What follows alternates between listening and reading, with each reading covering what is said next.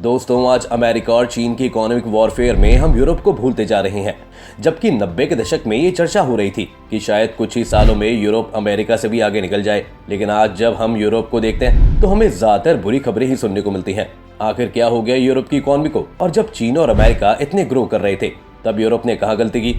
आइए जानने की कोशिश करते हैं आज के इस वीडियो में, तो अंत तक बने रहिएगा हमारे साथ। लेकिन वीडियो शुरू होने से पहले अगर आप लोग चैनल पर नए हैं या आपने अभी तक चैनल को सब्सक्राइब नहीं किया है तो चैनल को सब्सक्राइब करना और बेल आइकन दबाना ना भूलें। अगर हम सबसे पहले जीडीपी की बात करें तो ये काफी स्वाभाविक था कि यूरोप की जीडीपी शायद कभी यूएस को मैच न कर पाए। इसके पीछे कोई बड़ा कारण नहीं था, बस एक टेक्निकलिटी थी।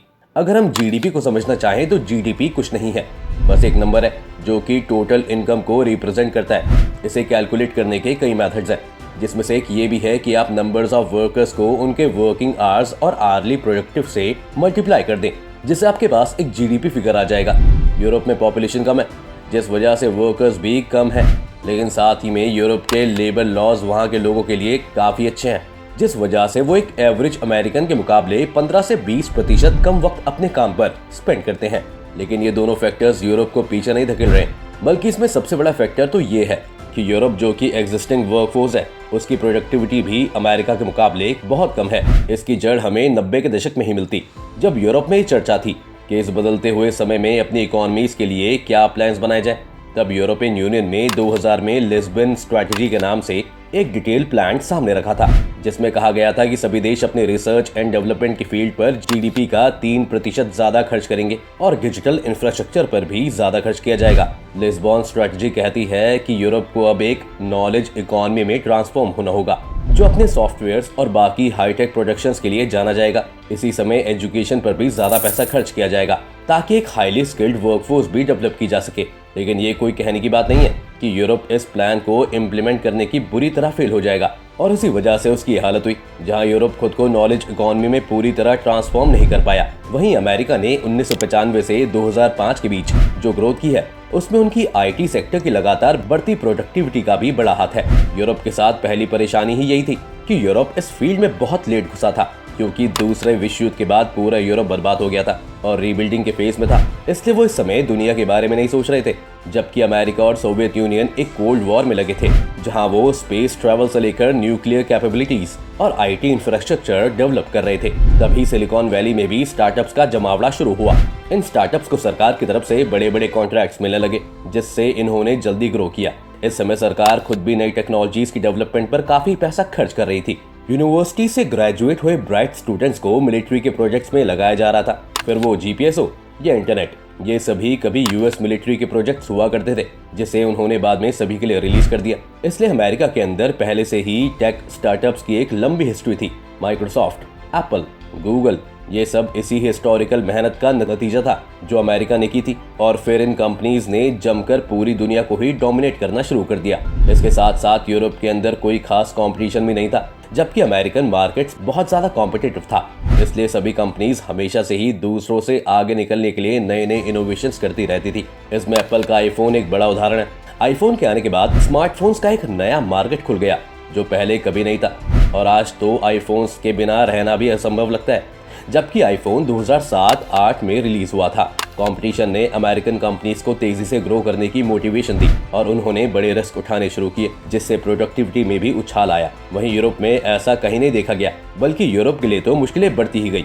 सबसे पहले तो 2008 की फाइनेंशियल क्राइसिस ने यूरोप की कमर तोड़ कर रख दी। फिर उससे कुछ रिकवर होने लगे तो यूरोप में 2015 का यूरोपियन क्राइसिस आ गया। फिर ब्रेक्सिट हुआ, एक पेंडेमिक आया, और अब भी यूक्रेन वॉर के कारण यूरोप बटा हुआ नजर आता है। यूरोप ने यूरोपियन यूनियन की वजह से खुद को एक सिंगल मार्केट तो बना ही लिया, जिसमें कोई भी आदमी किसी भी देश में नौकरी कर सकता था, या फिर कोई भी बिजनेसेस बिना कोई एक्स्ट्रा टैक्स दिए अपना सामान किसी ईयू कंट्री में बेच सकता था। लेकिन इससे सिर्फ गुड्स का फ्लो बढ़ा, जबकि नॉलेज इकोनॉमी सर्विसेज पर डिपेंड करती है, फिर चाहे वो सॉफ्टवेयर सॉल्यूशंस हो या फिर मैनेजमेंट फर्म्स। लेकिन यूरोप में सर्विस बेस्ड इकोनॉमी अपने लैंग्वेज बैरियर्स के कारण कभी अच्छे से ग्रो नहीं कर पाई, जबकि अमेरिका को ऐसी कोई प्रॉब्लम नहीं आई थी। वो पूरी दुनिया से एक ही भाषा में इंटरेक्ट कर रहे थे। यूरोप में जाकर अमेरिकन कंपनीज को भी बिजनेसेस सेटअप करना एक बड़ा सरदर्द था, वरना ये भी मुमकिन था कि अमेरिकन फर्म्स ही आकर यूरोप को आगे ले जाते। लेकिन क्योंकि यूरोपियन यूनियन की पॉलिसीज वर्कर्स को फेवर करती है, जिससे कि उन्हें अच्छी तनख्वाह के साथ साथ कम वर्किंग आवर्स और एक अच्छा स्टैंडर्ड ऑफ लिविंग दिया जाता है, इससे अमेरिकन कंपनीज के लिए यूरोप में आकर वर्कर्स को हायर करना मुश्किल हो गया था। यूरोप में आप किसी एम्प्लॉय को आसानी से फायर भी नहीं कर सकते, और ये भी एक बड़ी वजह थी कि ज्यादा कंपनीज ने यूरोप के मार्केट्स में उस तरह कंट्रीब्यूट नहीं किया जितना वो अपनी कैपेसिटी के अनुसार कर सकते थे। यूरोप की पॉपुलेशन में भी एक बहुत बड़ा डिक्लाइन हमें देखने को मिला और वहाँ की जनसंख्या तेजी से बूढ़ी हो रही है। अमेरिका में भी यूं तो फर्टिलिटी रेट कम है और लोग बूढ़े हो रहे हैं, लेकिन अमेरिका अपनी इमिग्रेंट पॉपुलेशन के कारण हमेशा ही एक बैलेंस्ड वर्कफोर्स मेंटेन करके रखता है। एक चीज जो यूरोप को पीछे खींचती है वो ये है कि यूरोप कोई देश नहीं है बल्कि एक कॉन्टिनेंट है, और यूरोपियन यूनियन में इस वक्त 28 देश शामिल हैं। इन सभी देशों को एक ही नजर से नहीं देखा जा सकता। इनकी 3 कैटेगरीज हैं जिन्हें समझने की जरूरत है। पहली कैटेगरी उन देशों की है जो आसानी से नॉलेज इकोनॉमी की तरफ ट्रांसफॉर्म कर गए थे। इसमें जर्मनी, लक्समबर्ग, डेनमार्क, स्वीडन और आयरलैंड जैसे देश शामिल हैं, जहां पर प्रोडक्टिविटी ग्रोथ भी अमेरिका जितनी ही है। ये कंट्रीज तो सही हैं, लेकिन यूरोप में दूसरी कैटेगरी उन देशों की है जहां प्रोडक्टिविटी तो कम है लेकिन अभी ग्रोथ हो रही है। ये वो देश है जो कभी सोवियत यूनियन का हिस्सा हुआ करते थे और अब धीरे धीरे मुख्य धारा में जुड़कर ग्रो कर रहे हैं। इसमें आपको रोमेनिया, पोलैंड, एस्टोनिया जैसे कई देश मिल जाएंगे।